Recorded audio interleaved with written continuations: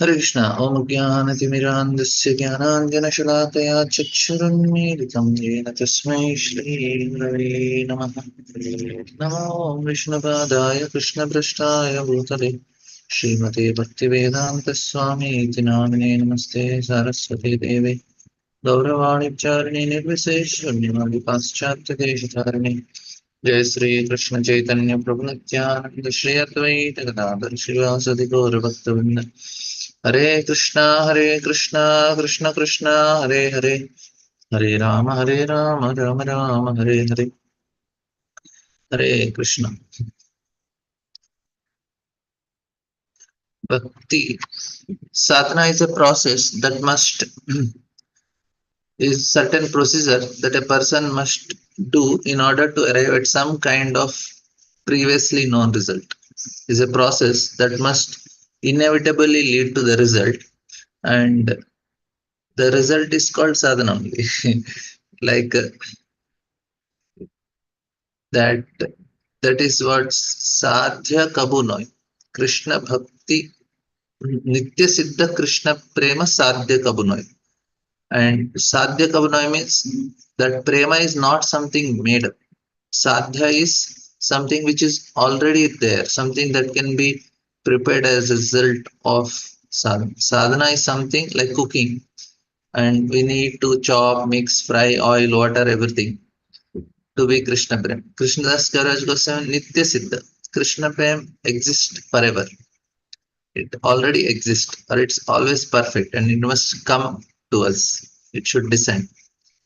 And now the emptiness, the point of prema comes as a result of grace. Prema must come. Mm, It is not the result of some of our efforts.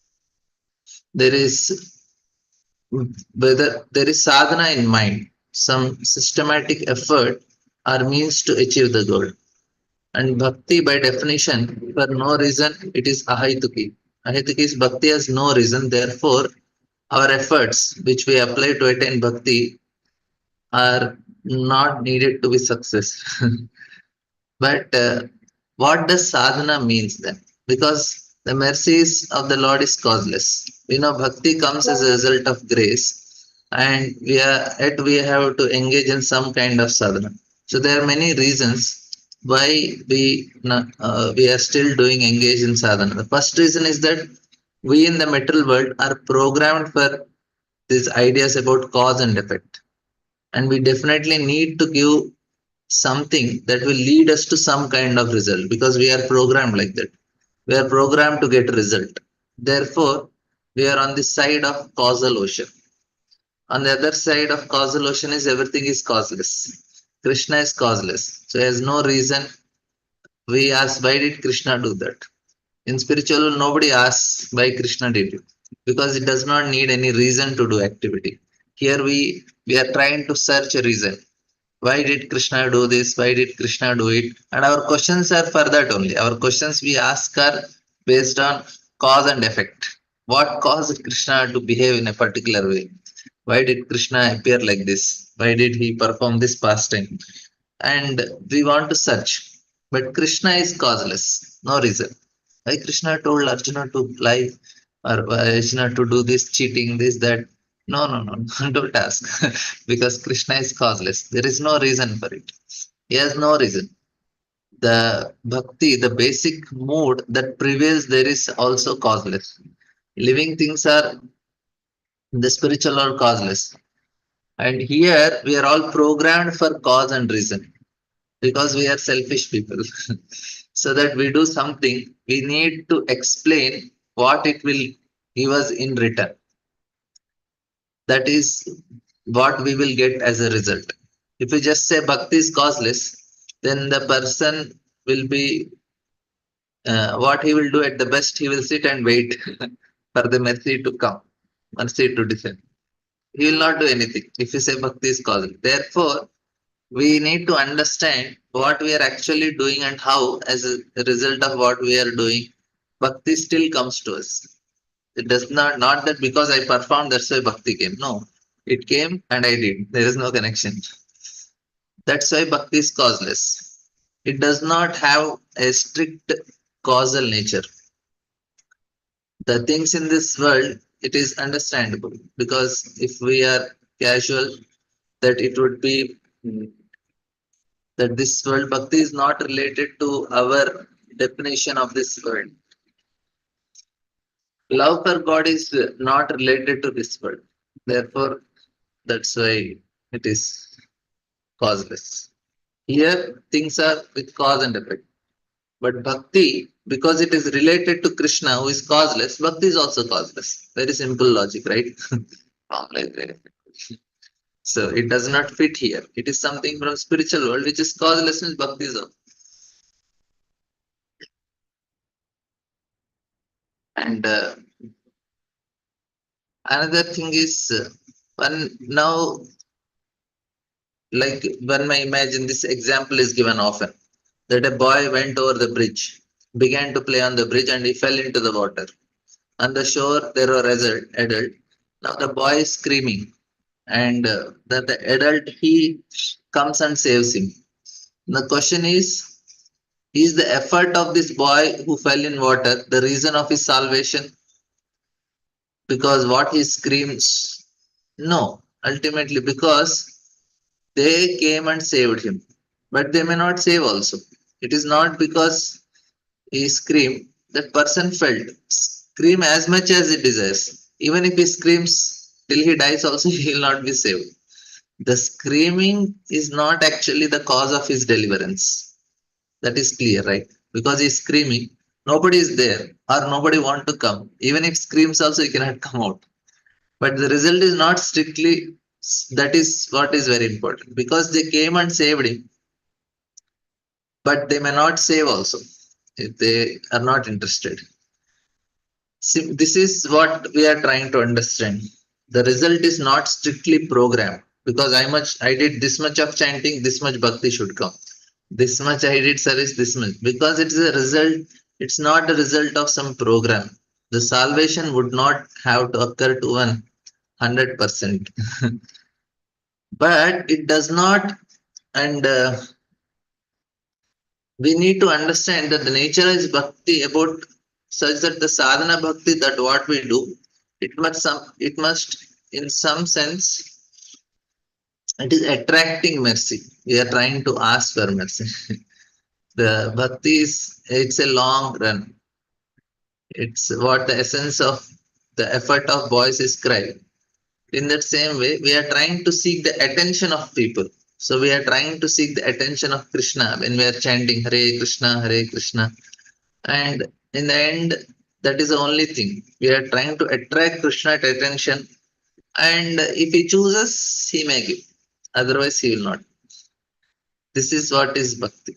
And despite all of our efforts and all, and now with we maintain that there is sadhana with which the sufficient degree of probability lead to prema. It is not possible. Ado Shraddha Tata Sadhasanga Bhajana Kirana Nivati Nishta Ruchi Asakti Bhava Prema. And all these things are there. Everyone we know this. And in the end there is prema. Now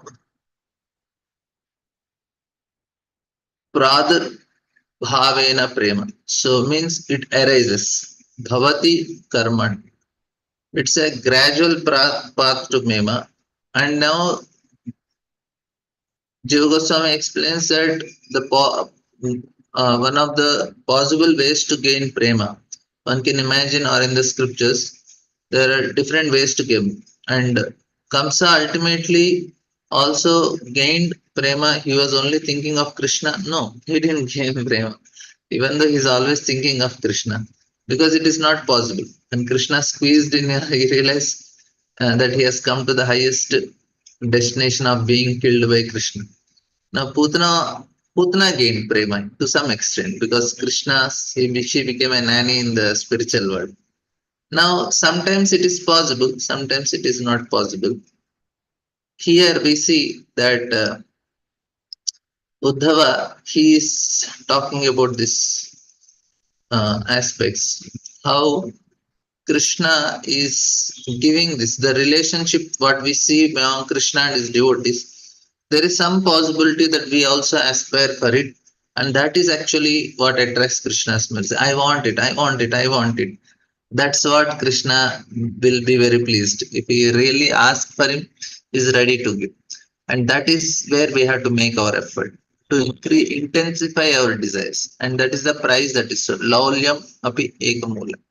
That is the price, is the greed we need to develop to obtain it. Not just sadhana. Sadhana is, what happens is people do it mechanical way. Once we perfect something, maybe tomorrow I will discuss on it a little more. Once we perfect something, we become mechanical in it. But that's not the way. We perfect it, we should put our heart and do it in a more conscious way. That is the difference. Like I know deity worship. Now I start doing deity worship, I become mechanical in it because I know it. No, once you know it, you start putting heart in it. Then it makes a difference. So I was giving example of the painting yesterday. It's the same color, same strokes a person can make. He can be expert. In China, people are expert. They have perfected this art of copying. Now they can do Mona Lisa also. As it is, it will look. But if you see the original Mona Lisa, and in normally everything looks same. But original Mona Lisa, people are looking, they are stunned. They are getting tears in eyes also, because not only the painter perfected the art, he also kept his heart in it. That is where the process comes for us. We just not perfect that. That's why just waking up early morning is gives us, does not give us change in heart. Mangalarti, just attending Mangalarti, but because it becomes mechanical, the heart is involved. Every time to be conscious is so difficult. That's why Krishna consciousness is a personal personal form. We are dealing with a person. We cannot be mechanical. And here we see that Krishna, how personally he deals. All these pastimes where in Vrindavan and all, or in whatever Uddhava is speaking from Vrindavan or Dwaraka after outside Vrindavan, Lord's dealings only. That is what is makes it very special. So personal. And Uddhava says the Lord enjoyed his pastimes both in this world and in the other worlds, higher planets, specifically in the association of Edu dynasty. At leisure hour offered by night, he enjoyed the friendship of conjugal love with women. Lord is always consciously dealing and he is relating to people, which is very difficult. If somebody is coming all the time, we say, okay, you hold. I have my things to do with my laptop. We don't want to attend the people so fast. We want to do our thing. It is very difficult to be with all the time people, especially people like me. But Lord, for me, it will not work like that. We have to be always conscious and give to people. And then Krishna will be very pleased. Yes, this person is not living for himself. He's sacrificing. The Lord enjoyed in this world with his pure devotees. Only relation to devotees is what works. If we are able to relate, that is our maturity. More a person is mature, more he can grow a community because he is able to relate with people properly. He is emotionally very mature. He is able to relate, and that is what very great devotees, they form communities because they are able to relate to people and they are able to give that support. And spiritual world is like that only. Everybody relates to each other and very happy. Although he is the personality of Godhead and he is transcendental to all the material attachments, he nevertheless exhibits much attachment for his pure devotees on earth as well as for the demigods who engage in his service in the heavenly planets as powerful delegated directors in the management of material activities. He displays special attachment for his family members, the Edus, as well as for his 16,000 wives who had the opportunity to meet him in the leisure hours of night. All these attachments of the Lord are manifestations of his internal potency, of which the external potency is only a shadow representation. In the Skanda Puran Prabhasa Kanda, in the topic discussed between Lord Shiva and Gauri, there is confirmation of the manifestation of Krishna's internal potency. There is mention of the Lord's meeting with 16,000 cowherd damsels, although he is Hamsa, transcendental, super soul, and maintainer of all living entities. How many people Lord is dealing? People are not able to maintain one wife. So I was giving this example of the Shah of Iran. One devotee he went to meet him and he forgot to give any gift. So at the airport he found some paper plates on which the quotes of Ramakrishna were written. And he went to the Shah and this secretary asked, okay, what did you bring? And he showed him the paper plates. And the secretary thought, this is what you are going to give him because anytime you go to a big person, you have to give him something. He said, okay, let him deal with you. And he goes and he gives these plates. And he sees Ramakrishna quotes. But he was more interested with the word Krishna.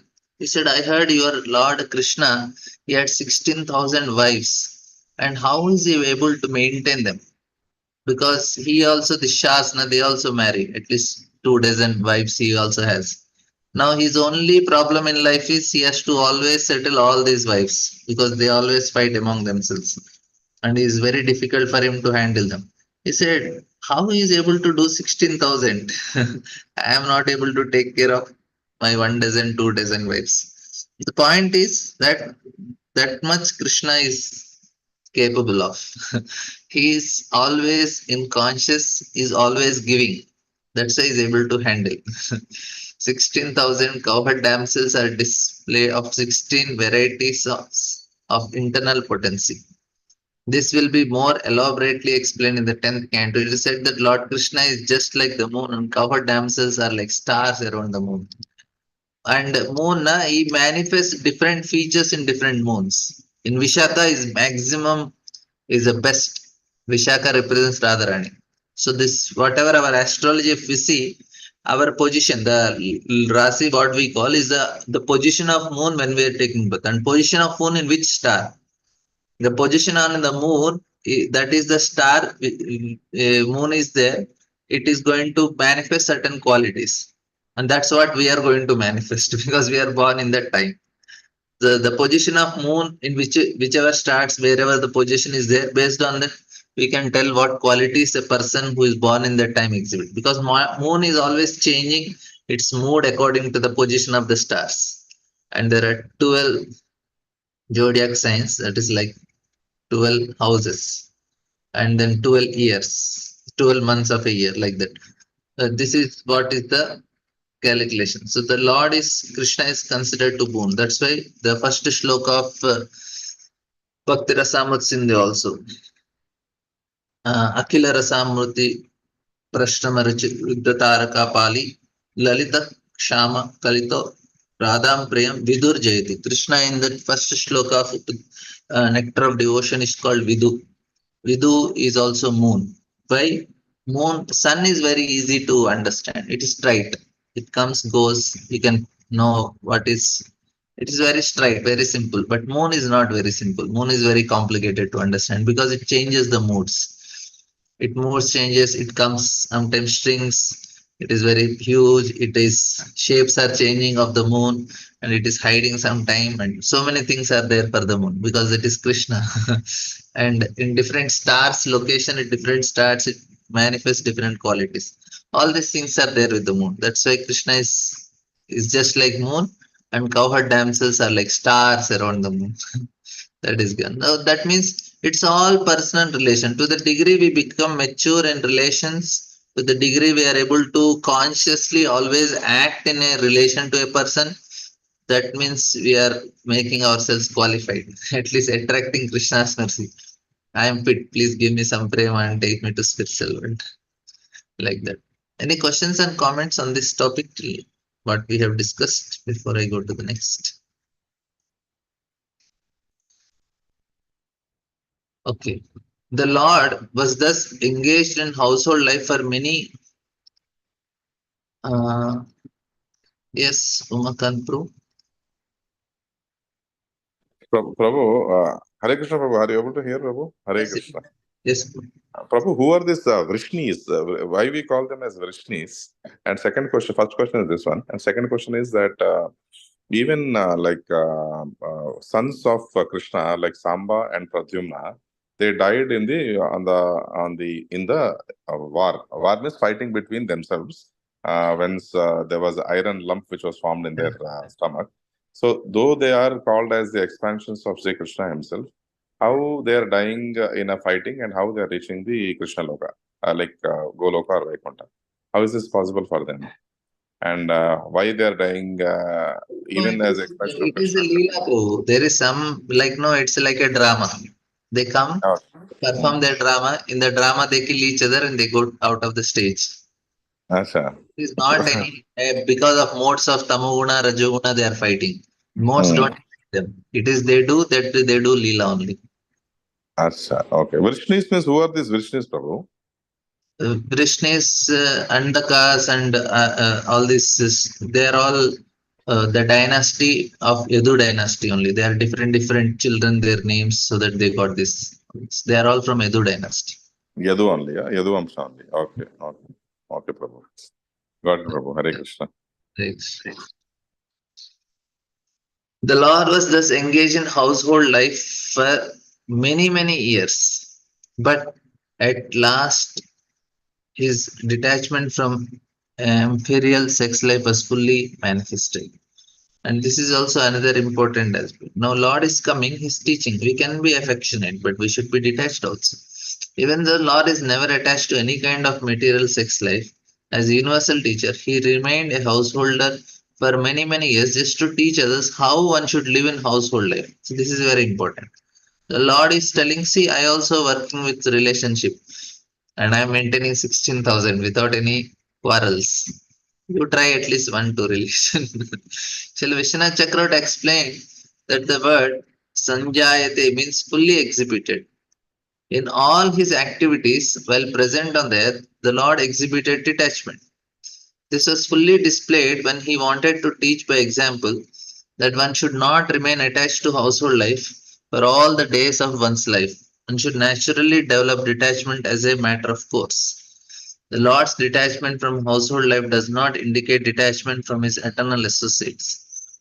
The transcendental cohort dancing. So Lord is never detached from gopis. He is showing detachment from his queens in Dwarka, but not with gopis. That they are special. But the Lord desired to end his so-called attachment to the three modes of material nature. He can never be detached from the service of his transcendental associates, like Rukmini and the gods of fortune, as described in Brahma Samhita, Lakshmi Sahasrasada. Because in the spiritual world, Lord is always there. Like Lord Ramchandra, he showed detachment. Okay, he sent Mother Sita to the forest. But as such, he is not detached from Mother Sita. He is always having that. Why did he send? The main another internal reason which we understand is he wanted to experience the Vipralamba Bhava, the love in separation. That's the only reason Lord Rama sent Mother Sita to the forest. Because if you love somebody so intensely, when you separate from them, the love increases. If our love is less, if a person goes away, we forget that person. That's actually what happens to many of us in our childhood in the schools. We loved so many of boy, our friends. I used to feel, oh, my friend, so much. But now they are gone, they are married, they have children. Now there is no more attachment to them. But in childhood, I was so attached to my friends. But because the love is not very thick, it evaporated as the time passes. But if love is very intense, deep, and separation will intensify it. That's what Lord want to experience. That's why He sent Mother Sita to her. So here also, Lord is never separated. He's showing detachment. Of course, in Vrindavan also, He left Vrindavan. He's showing detachment there. He's living Dwarka. He's showing detachment there to show us an example that and how to cultivate this detachment is very important. Like internally, we should start living separately. If wife and husband are staying and after 60 years are gone, then they should start internally. They may not, now there is no chance of Vanaprastha, but internally they should cultivate that. Okay, let me live with Krishna now. Let me be detached internally. They need not leave home, but internally the detachment should be cultivated. If they are not doing this exercise, then it will be very difficult for them. As the time goes, they go through very great difficulties because uh, they are emotionally getting, see, where is that attachment? Emotional attachment, emotionally dependence is there. We should start living without emotional dependence. And why it is said brahmacharis, for them it is easy because they already practice that they don't have to emotionally depend. They depend on brahmacharis who are staying with them, and that will is very easy to cut that dependence. And easy in the sense it's okay, it's not so very bonding in, in a different level, but for grihasthas they have to work on it with the children, with the house, with the properties, with the family members. As the time goes, they have to cultivate that, they have to live in the mind without that support. The support is actually a mental support only. Nobody supports. Everybody has to do their work, and everybody is doing also. But the support which they are experiencing, the shelter in a wrong places. Our shelter is holy name. Hare Krishna, Krishna Krishna, Hare Hare.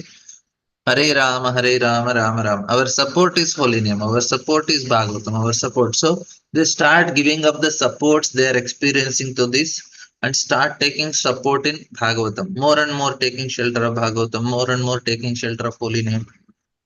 They should not feel the security because of this. They should feel security because of Bhagavatam. That's how we can come out of eventually.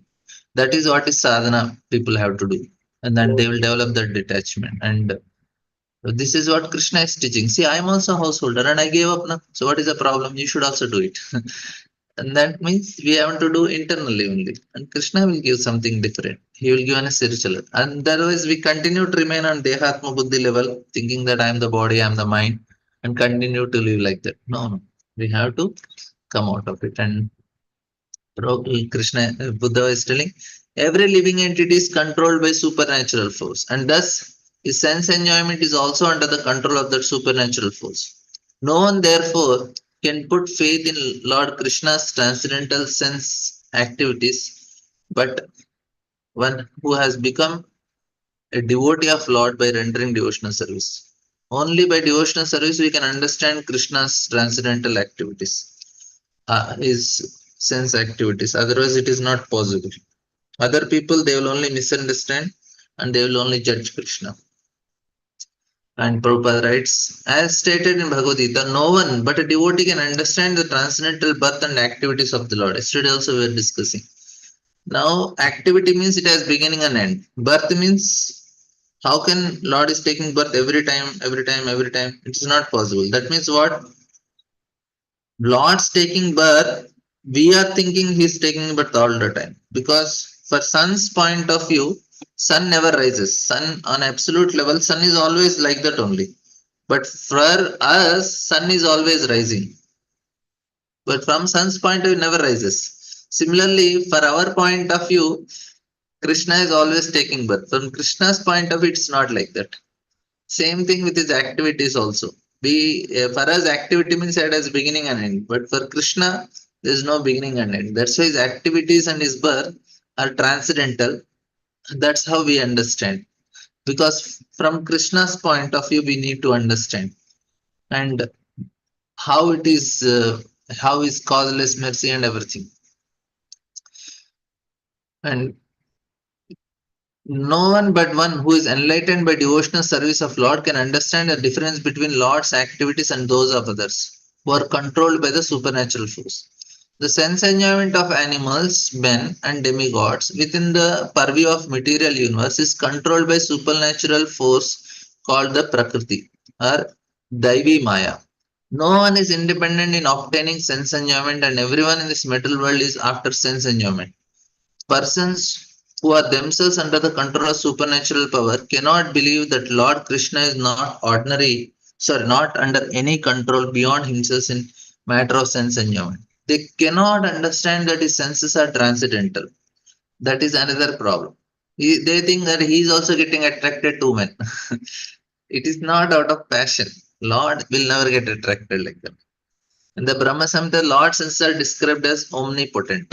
That is, with any senses, he can perform the activity of the other senses. One who has limited senses cannot believe that the Lord can eat with his transcendental power of hearing and can perform the act of sex life simply by seeing. The controlled living entity cannot even dream of such sense activities in this sense conditioned life. But simply by the activities of bhakti, he can understand that the Lord and his activities are always transcendental, as the Lord says in Bhagavad Gita. Bhaktya mam vijanati yavan ischasmi tattvatah. One cannot even one cannot know even a fraction of the activities of Lord if he is not a pure devotee of Lord. This is the point. And next sloka. Once upon a time, the great sages were made angry by sporting activities of the princely descendant of the Yadu and Boja dynasty, and thus he desired, as desired by the Lord, the sages cursed him. Actual sages cannot curse because they are not within that. When Prabhupada writes, nice purport, the associates of Lord who are playing the part of princely descendant of Yadu and Boja dynasties were all ordinary living entities. It is not possible that they could offend any saintly man or sage, nor could the sages, who are all pure devotees of Lord, be influenced to anger by any of the sporting activity of princes born in the holy dynasty of Yadu and Bonas, wherein the Lord himself appeared as a descendant. Now, Prabhupada read, the cursing of the princes by the sages was another transcendental pastime of the Lord to make a show of anger. The princes were cursed in order that one may know that even the descendant of Lord could never be vanquished by any act of mental nature or subjected to the reaction of anger by great devotees of the Lord. So this is the only lesson we can learn from this. Even Lord's associate, if they offend devotees, they will be in trouble. So now we should not do this stuti. Ninda stuti should not be done. Only Krishna stuti. Morning they do Krishna stuti and whole day they are doing Ninda. Ninda Vaishnavas. That is not very conducive. One should therefore take great care and attention not to commit any offenses at the feet of devotees of the Lord. Even if we are telling wrong about devotees, they did wrong and you are telling this to any other person. See how they did wrong. That is also very dangerous for our bhakti. You may say, Arey, they did na. This person, he he did a mistake. Even though he did mistake, you should not tell. That much careful we should be. People take it casually. No, no problem. No, it is a problem. It will affect your chanting. A few months passed, and then, bewildered by Krishna, all the descendants of Vrishni, Boja, and Nandaka, who were incarnations of demigods, went to Prabhasa, while those who were eternal devotees of Lord did not live but remain in Dwaraka. Okay. We will continue tomorrow. Any questions, comments? Thank you all very much. Hare Krishna.